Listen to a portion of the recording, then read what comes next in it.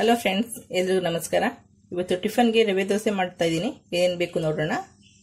ನಾನಿಲ್ಲಿ ಬಾಂಬೆ ರವೆ ತಗೊಂಡಿದ್ದೀನಿ. 1 ಕಪ್ ಅಷ್ಟು. ಸ್ಪೂನ್ ಲೆಕ್ಕದಲ್ಲಿ ಹೇಳೋದಾದ್ರೆ 4 ಸ್ಪೂನ್ ಅಷ್ಟು, ದೊಡ್ಡ ಸ್ಪೂನ್ ಅಲ್ಲಿ 4 ಸ್ಪೂನ್ ಅಷ್ಟು ಬಾಂಬೆ ರವೆ ಇದೆ.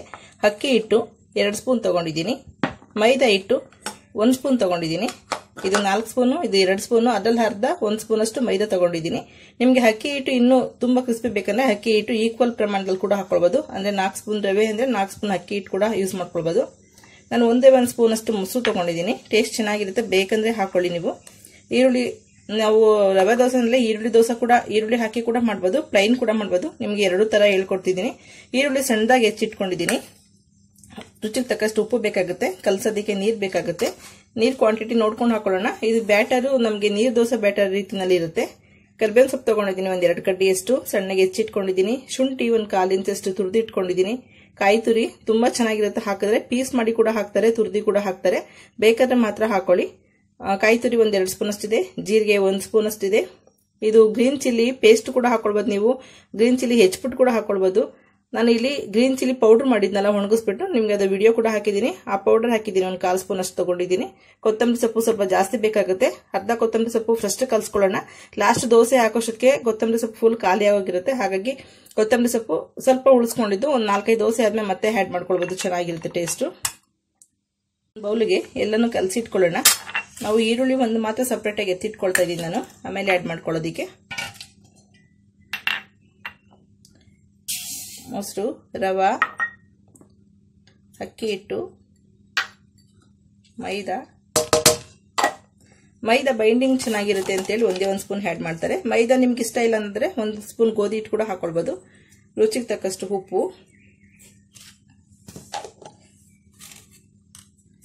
ಇದರಲ್ಲಿ ಎಲ್ಲ ಮಸಾಲೆಗಳು ಹಾಕೊಂಡು ಗಂಟಾಗಬಾರ್ದು, ಆ ರೀತಿನಲ್ಲಿ ಕಲ್ಸ್ಕೊಳ್ಳಿ. ನೀವು ಇದೆಲ್ಲ ಕೊತ್ತಂಬರಿ ಸೊಪ್ಪು ಜೀರಿಗೆ ಎಲ್ಲ ಹಾಕೊಂಡು ಕಲ್ಸಿದ್ರೆ ನಿಮ್ಗೆ ಹಿಟ್ಟು ಗಂಟಾಗೋದಿಲ್ಲ.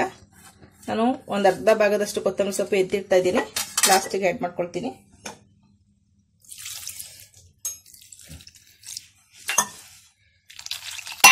ನೀವು ಚಿರೋಟಿ ರವೆ ಕೂಡ ಹಾಕೊಳ್ಬೋದು, ಬಾಂಬೆ ರವೆ ಕೂಡ ಹಾಕೊಳ್ಬೋದು. 2 ಚೆನ್ನಾಗಿರುತ್ತೆ.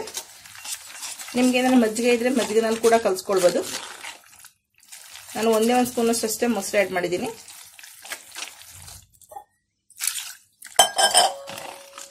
ಈಗ ಇದನ್ನು ಕಲ್ಸ್ಬಿಟ್ಟು ಒಂದು 15-20 ನಿಮಿಷದಷ್ಟು ನೆನೆಯೋದಕ್ಕೆ ಬಿಡೋಣ. ಆಮೇಲೆ ನಾವು ಮತ್ತೆ ಇದಕ್ಕೆ ನೀರು ಎಷ್ಟು ಬೇಕು ಆ್ಯಡ್ ಮಾಡಿಕೊಂಡು ಹೆಂಚ ಮೇಲೆ ರೊಟ್ಟಿ ದೋಸೆ ಹಾಕೊಳ್ಳೋದಕ್ಕೆ ಚೆನ್ನಾಗಿರುತ್ತೆ. ಇದು ಸ್ವಲ್ಪ ನೆನಿಲಿ, ಆಮೇಲೆ ನಾವು ನೀರು ಮಿಕ್ಸ್ ಮಾಡ್ಕೋಬಹುದು. ಒಂದು 20-25 ನಿಮಿಷದಷ್ಟು ನೆಂದಿದೆ. ಈಗ ಸ್ವಲ್ಪ ಒಂದು ಅರ್ಧ ಲೀಟರ್ ನೀರು ಹಾಕಿದ್ವಲ್ಲ, ಇನ್ನು ಅರ್ಧ ಲೀಟರ್ ತಗೊಂಡಿದ್ದೀನಿ ನಾನು. ಹಾಕೊಂಡು ನೋಡ್ಕೊಂಡು ಕಲ್ಸ್ಕೊಳ್ಳೋಣ. ನಿಮಗೆ ತುಂಬಾ ಗೊತ್ತಾಗೋದಿಲ್ಲ ಅನ್ನೋದಾದ್ರೆ 1 ದೋಸೆ ಹಾಕಿ ನೋಡಿ. ಆಮೇಲೆ ನೆಕ್ಸ್ಟ್ ದೋಸೆಗೆ ನಿಮಗೆ ನೀರು ಜಾಸ್ತಿ ಬೇಕಾಗುತ್ತೆ ಅಂದ್ರೆ ನೀರು ಆ್ಯಡ್ ಮಾಡ್ಕೊಳ್ಬೋದು. ಅಕಸ್ಮಾತ್ ತುಂಬಾ ನೀರು ಆಯ್ತಂದ್ರೆ 1 ಸ್ಪೂನ್ ಅಷ್ಟು ಅಕ್ಕಿ ಹಿಟ್ಟು ಹಾಕಿ, ಅಥವಾ 1 ಸ್ಪೂನ್ ಅಷ್ಟು ಚಿರೋಟಿ ರವೆ ಹಾಕ್ಬಿಡಿ. ನಿಮ್ಗೆ ಅದು ಬೈಂಡಿಂಗ್ ಮತ್ತೆ ಕರೆಕ್ಟಾಗಿ ಬರುತ್ತೆ. ಪ್ರತಿ ಸಲ ನೀವು ದೋಸೆ ಹಾಕ್ಬೇಕಾದ್ರೂ ಕೂಡ ಈ ತರ ಕೈ ಆಡಿಸಿನೇ ಹಾಕ್ಬೇಕಾಗುತ್ತೆ. ಯಾಕೆಂದ್ರೆ 1 ದೋಸೆ ಹಾಕ್ಬಿಟ್ಟು ಅದು ಬೇಯಷ್ಟರಲ್ಲಿ ಈ ರವೆ ಎಲ್ಲ ಹೋಗ್ಬಿಟ್ಟು ಕೆಳಗಡೆ ಕುತ್ಕೊಬಿಡುತ್ತೆ, ಮೇಲಷ್ಟೇ ತಿಳಿ ನೀರು ಇರುತ್ತೆ. ಹಾಗಾಗಿ ಈ ತರ ಮಿಕ್ಸ್ ಮಾಡ್ಕೊಂಡ್ರೆ ಪ್ರತಿ ಸಲ ದೋಸೆನ ಹಾಕ್ಬೇಕಾಗುತ್ತೆ. ನಾನೀಗ ಇಲ್ಲಿ 1 ಲೀಟರ್ ನೀರು ಫುಲ್ ಯೂಸ್ ಮಾಡಿದ್ದೀನಿ. ಫುಲ್ 1 ಲೀಟರ್ ಹಾಕಿದ್ದೀನಿ. ಈಗ ಹೆಂಚು ಕಾಯೋದಕ್ಕೆ ಇಡೋಣ. ಬಿಸಿಯಾಗಿದೆ. ನಾನಿಲ್ಲಿ ಎಣ್ಣೆ ಮತ್ತೆ ತುಪ್ಪ ಎರಡನ್ನೂ ಮಿಕ್ಸ್ ಮಾಡಿ ಇಟ್ಕೊಂಡಿದ್ದೀನಿ. ತುಂಬಾ ಟೇಸ್ಟ್ ಚೆನ್ನಾಗಿರುತ್ತೆ. 1 ಸ್ಪೂನ್ ಅಷ್ಟು ಎಣ್ಣೆ ಹಾಕೋಣ. ಎಣ್ಣೆ ಹಾಕ್ಬಿಟ್ಟು ಸ್ವಲ್ಪ ಟಿಶ್ಯೂ ಪೇಪರಿನಿಂದ ಹೆಂಚನ್ನೆಲ್ಲ ಸ್ವಲ್ಪ ಸವರಿ ಎಲ್ಲ ಕಡೆ ಎಣ್ಣೆ ಅಪ್ಲೈ ಆಗುತ್ತೆ.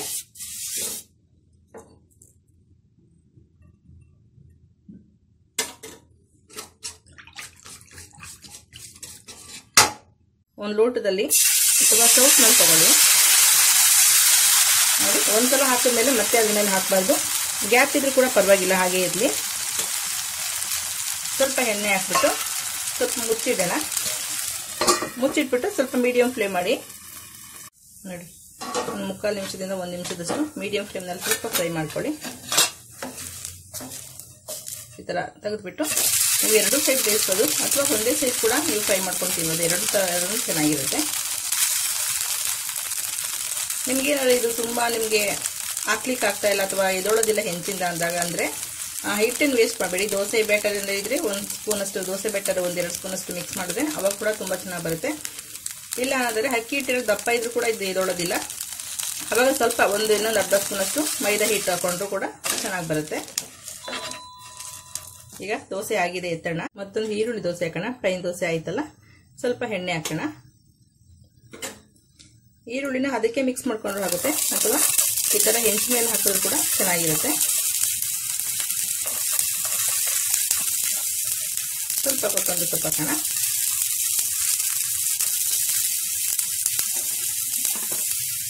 ಈ ಬ್ಯಾಟರ್ ಏನಿದೆ, ಬ್ಯಾಟರ್ನ ಚೆನ್ನಾಗಿ ಕೈ ಆಡಿಸ್ಕೊಳ್ಳಿ.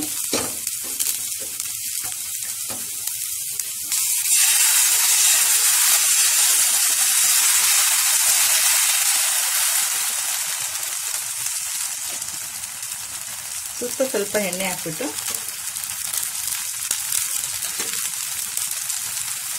ಮುಚ್ಚಿಟ್ಬಿಟ್ಟು ಮೀಡಿಯಂ ಫ್ಲೇಮ್ನಲ್ಲಿ ಚೆನ್ನಾಗಿ ಫ್ರೈ ಮಾಡ್ಕೊಳ್ಳಿ. ಈರುಳ್ಳಿ ದೋಸೆ, ಈರುಳ್ಳಿ ರವೆ ದೋಸೆ ಎಷ್ಟು ಚೆನ್ನಾಗಿ ಫ್ರೈ ಆಗಿದೆ. ಒಳಗಡೆ ಈರುಳ್ಳಿ ಚೆನ್ನಾಗಿ ಸಿಗುತ್ತೆ. ನಾನು ಈರುಳ್ಳಿ ಇದಕ್ಕೆ ಯಾಕೆ ಮಿಕ್ಸ್ ಮಾಡಿಲ್ಲ ಅಂದರೆ, ಈ ಹಿಟ್ಟೇನಾದರೂ ಮಿಕ್ಕಿದ್ರೆ ನಮಗೆ ಸ್ಟೋರ್ ಮಾಡ್ಲಿಕ್ಕೆ ಆಗಲ್ಲ, ಈರುಳ್ಳಿ ನೀರು ಬಿಟ್ಕೊಳ್ತಾ ಹೋಗುತ್ತೆ. ಹಾಗಾಗಿ ಈರುಳ್ಳಿ ಸಪ್ರೇಟಾಗಿ ಇಟ್ಕೊಂಡು ನಿಮ್ಗೆ ಎಷ್ಟು ಬೇಕೋ ಅಷ್ಟು ಈರುಳ್ಳಿ ಹಾಕೊಂಡು ನೀವು ಮಾಡ್ಬೋದು. ಎರಡು ಸೈಡ್ ಫ್ರೈ ಮಾಡ್ಕೊಳ್ಳಿ. ಫ್ರೆಂಡ್ಸ್, ಚಟ್ನಿ ಜೊತೆ ರವೆ ದೋಸೆ ರೆಡಿಯಾಗಿದೆ. ಈರುಳ್ಳಿ ಹಾಕಿ ಮಾಡಿರೋಂಥ ದೋಸೆ ಇದು. ಸ್ವಲ್ಪ ದಪ್ಪ ಇದೆ ಅಷ್ಟೇ, ತುಂಬ ಚೆನ್ನಾಗಿರುತ್ತೆ ಟೇಸ್ಟು. ಒಂದ್ಸಲ ಮಾಡಿ ನೋಡಿ. ನಿಮ್ಗೆ ಇಷ್ಟ ಆದರೆ ಲೈಕ್ ಮಾಡಿ, ಶೇರ್ ಮಾಡಿ, ಸಬ್ಸ್ಕ್ರೈಬ್ ಮಾಡಿ. ನಿಮ್ಮ ಅಭಿಪ್ರಾಯ ಅನಿಸಿಕೆಗಳನ್ನ ಕಮೆಂಟ್ ಬಾಕ್ಸಲ್ಲಿ ಹಾಕಿ. Okay, thank you.